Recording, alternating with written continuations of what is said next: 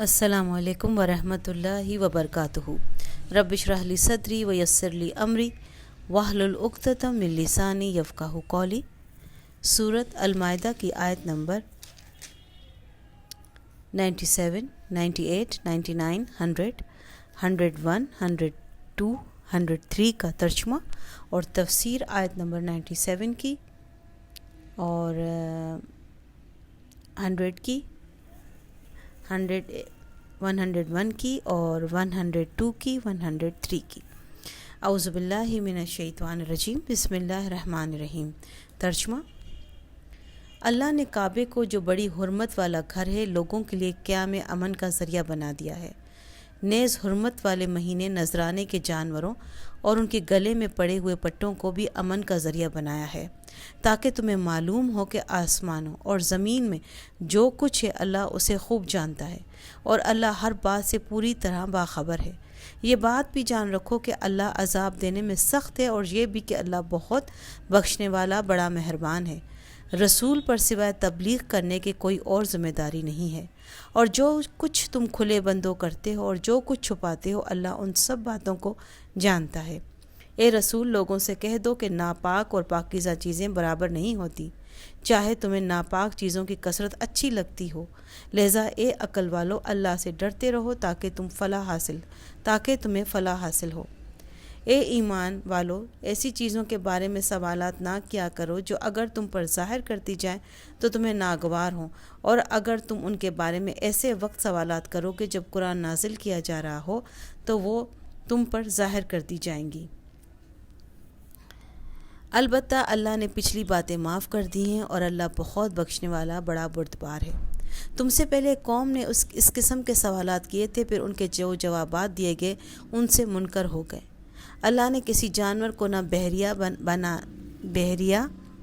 बनाना तय किया है, न साहिबा, न वसीला और न हामी।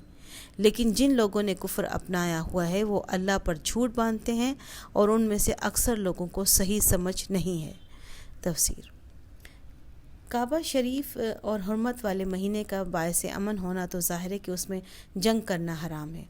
उसके अलावा जो जानवर नजराने के तौर पर हरम ले जाए जाते थे उनके गले में पट्टे डाल दिए जाते थे, ताकि हर देखने वाले को पता चल जाए कि ये जानवर हरम जा रहे हैं। चुनाचा काफिर मुशरिक डाकू भी उनको छेड़ते नहीं थे। काबे के क़याम अमन का बायस होने के एक माना कुछ मुफस्सिरीन ने यह भी बयान फरमाया है कि जब तक काबा शरीफ कायम रहेगा क़यामत नहीं आएगी। क़यामत उस वक्त आएगी जब उनसे उठा लिया जाएगा। इस आयत ने बता दिया है कि दुनिया में बहुत मर्तबा ऐसा होता है कि किसी नापाक या हराम चीज़ का रिवाज इतना बढ़ जाता है कि वो वक्त का फ़ैशन करार पा जाता है और फ़ैशन परस्त लोग उसे अच्छा समझने लगते हैं। मुसलमानों को मुतनबा किया गया है कि वो सिर्फ़ किसी चीज़ के आम रिवाज की वजह से उसे इख्तियार ना करें, बल्कि ये देखें कि अल्लाह ताला और उसके रसूल की हिदायत की रोशनी में वो जायज़ या पाक है या नहीं।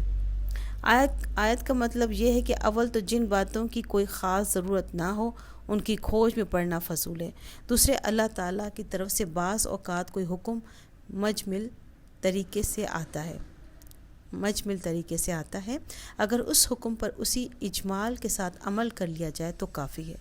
अगर अल्लाह ताला को इसमें मज़ीद तफसील करनी होती तो वो ख़ुद कुरान करीम या नबी करीम सल्लल्लाहु अलैहि वसल्लम अल्लाहुम्मा सल्ली अला मोहम्मद की सुन्नत के ज़रिए कर देता।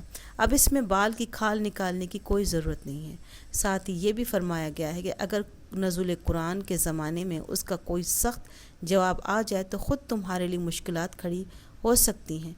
चुनाचा इस आयत के शान नज़ूल में एक वाक़या ये बयान किया गया है कि जब हज का हुक्म आया और हज़रत सल्लल्लाहु अलैहि वसल्लम अल्लाहुम्मा सल्ली अला मोहम्मद ने लोगों को बताया तो एक सहाबी ने आपसे पूछा कि या रसूल अल्लाह सल्लल्लाहु अलैहि वसल्लम अल्लाहुम्मा सल्ली अला मोहम्मद, क्या हज उम्र भर में सिर्फ़ एक मरतबा फ़र्ज़ है या हर साल करना फ़र्ज़ है?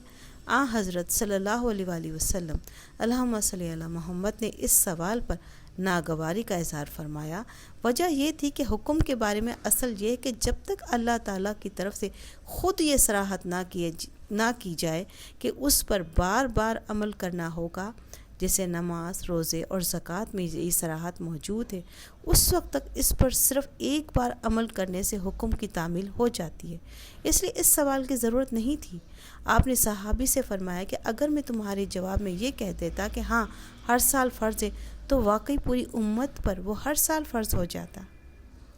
اس سے غالباً یہودیوں کی طرف اشارہ ہے جو شریعت کے احکام میں اسی قسم کی بال کی کھال نکالتے تھے، اور جب ان کے اس عمل کے نتیجے میں ان پر پابندیاں بڑھتی تھیں تو انہیں پورا کرنے سے عاجز ہو جاتے، اور بعض اوقات ان کی تعمیل سے صاف انکار بھی کر بیٹھتے تھے۔